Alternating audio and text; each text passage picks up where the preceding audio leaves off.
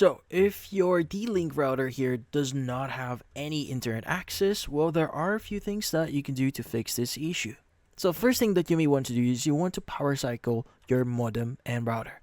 So, start by unplugging both your modem, so the device that brings internet from your ISP, and your D-Link router from power. Then wait for about 30 to 60 seconds, then plug the modem back in first. Wait until its lights indicates it's online, often labeled internet or online. Then plug the router back in and wait for it to boot up fully. Many connection issues clear up by simply restarting the devices.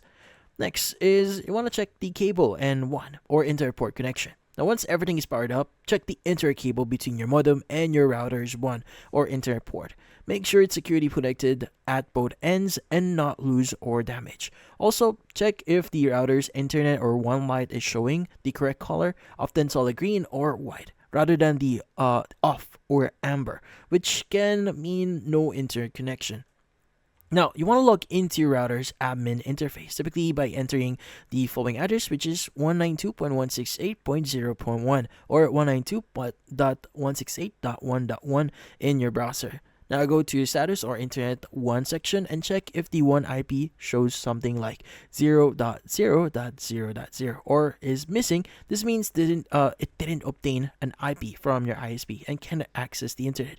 If so, the issue might be with your modem or ISP. Now, if your one IP looks normal but still has no internet, well, check the internet 1 settings in the router. For most cable or fiber connections, the router should set to DHP or dynamic IP. Now, if your ISP uses something like PPPoE, username, password, or VLAN ID, you'll need to enter those correctly. Also, check if your ISP locks your connection to a specific device MAC address. So, if the router replaced or a previous device, you might need to clone the old MAC address or contact the ISP.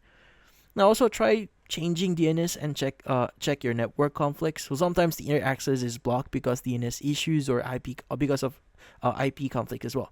So if your router settings in your router settings, you want to look for DNS setup and try switching to public DNS server, like for example 8.8.8.8 or 8.8.4.4 for Google. Now also check your LAN or DHCP settings here to make sure the router is assigning IP addresses properly. And no two devices share the same IP. Conflicts can stop internet access even if Wi-Fi shows connected. Now, if you've gone through all of the above methods or methods before and still don't have any internet access, it might be the time to reset your router to factory settings.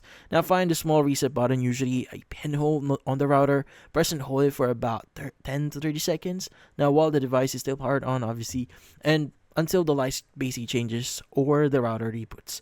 Then you'll need to reconfigure your Wi-Fi name and password and internet settings from scratch.